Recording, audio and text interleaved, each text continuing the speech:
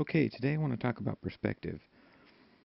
Perspective is important when you want your drawings to look realistic, and I think we all want that from time to time. And we're going to use some simple examples with boxes. But let's do a quick diagram so we can kind of get a cursory understanding of what's happening with perspective and maybe why we use some of the things or techniques we use when drawing it. If this were you or I, the viewer, or the person drawing, the artist, and little nose and mouth there. We're happy because we're drawing. And this is our cone of vision. This is what we see.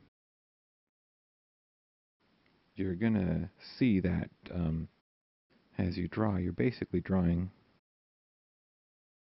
what intersects your cone of vision in a straight line or a flat plane. And if we were to kind of flip and rotate this, then we'd have our page. This is the page that we're drawing on. Okay? And if you're following along with today's tutorial, you're going to want a ruler. There we go. We've got a page.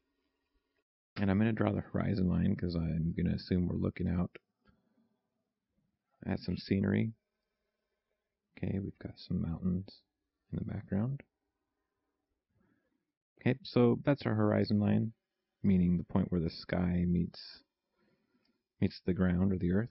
Okay, this is also the vanishing point. This is where everything seems to disappear off in the distance. I'm going to go ahead and get a blank canvas. Now, when we're drawing with perspective, that horizon line is important, whether or not you actually see it. And so I'm going to go ahead and draw a line through the middle of my page. Okay, that's my horizon line. And we're going to start with one-point perspective. Now, in one-point perspective, we've got objects that are facing us. So if you remember that plane, that person I drew, okay, and he's looking out and there's a plane here. Maybe he's looking at a box, okay, back here behind that plane, and it's facing the viewer directly. So from our front view, let me get my ruler. We've got this box, and it's a magical floating box because obviously we see those just about every day. Okay, so here's our magical floating box. It's facing us directly. Now, if you're drawing something that's facing you directly, then right in the center of your view on the horizon is going to be a point. That's your vanishing point. That's where, if that box were infinitely long, continued on forever, that's where it would vanish into one single point. And try not to draw dark lines. I'm drawing guidelines, but sometimes on my computer when I'm recording I get those dark ones, so you can ignore that. I'm going to go ahead and draw one more little line to that vanishing point. So you notice I've got this square. I'm connecting each corner to the vanishing point. So let's go ahead and do that with these others. Okay.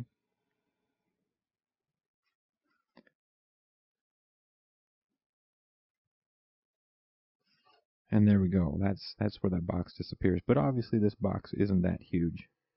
So I'm just going to draw a line straight up and down. Draw a line across the bottom and connect those guidelines that you drew to the vanishing point. Now those lines are going to become the edges of our box or our cube. Okay. So there we go. We just drew a box in space floating up above the land. Let's go ahead and do that just one more time. And I'm going to go ahead and draw a box over here on the left-hand side, maybe. Okay. And again, this one is facing us directly. It's a little bit larger. Okay, now we've got to connect each corner of this box to our vanishing point. Okay. Again, forgive me for the dark line there.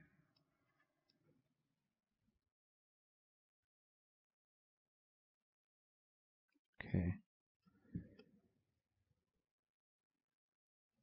And I'm going to go ahead and draw one from this corner. You notice last time we didn't use this line from this kind of outer corner because obviously that's showing an edge that we can't see. But in this case, let's go ahead and pretend we can because this is a maybe like an open box or a hollow box.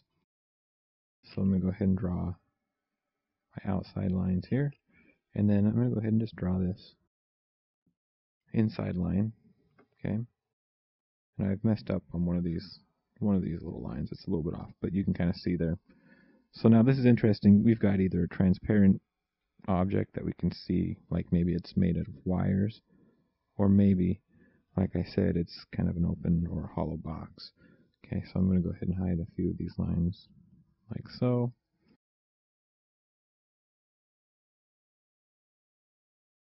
Just darken the edges that I do want. And, you know, that edge was really bad. Okay. So now we've got kind of like the interior of a box.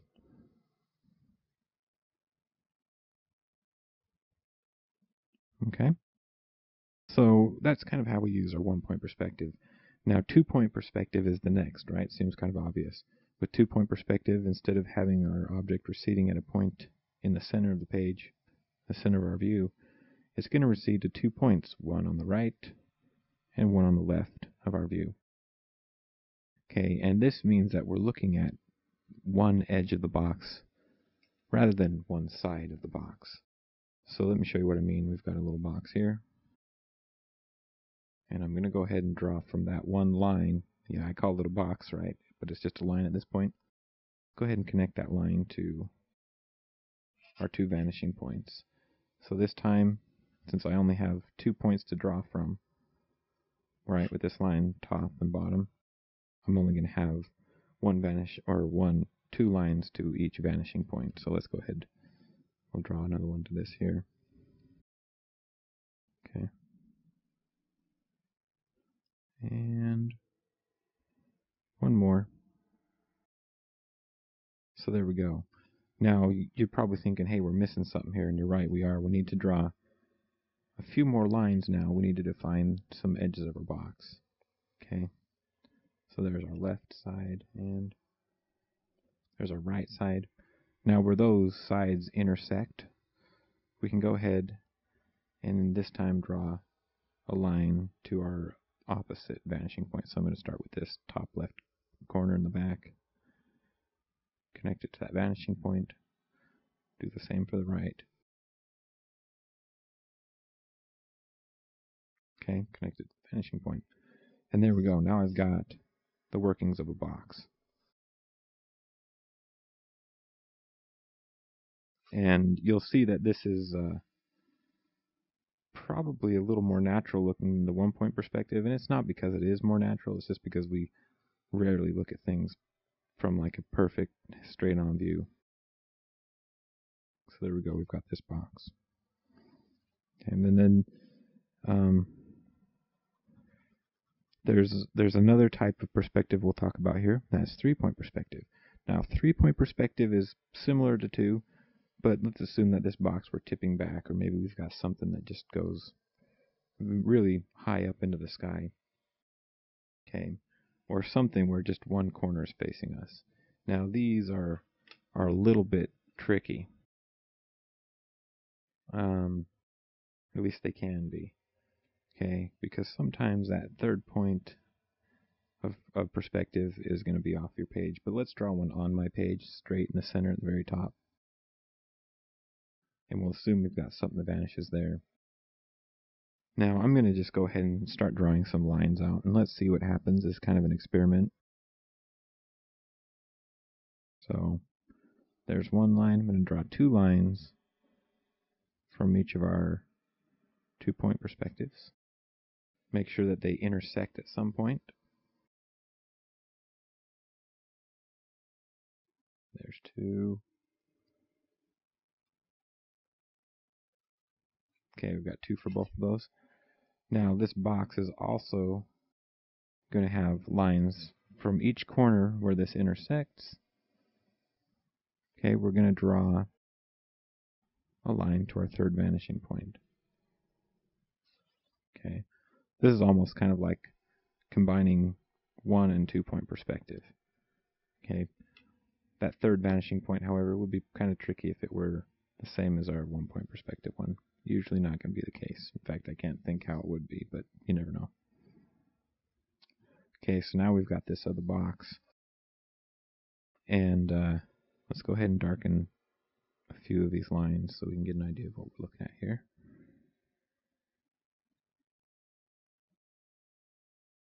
So that's like the bottom of this box. It's kind of facing off to some spot in the sky. I'm going to go ahead and draw from my left vanishing point. I'm going to draw another line to connect it.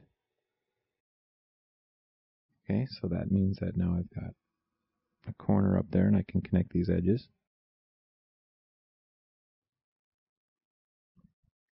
Draws another side of that box. We'll do the same for the right side.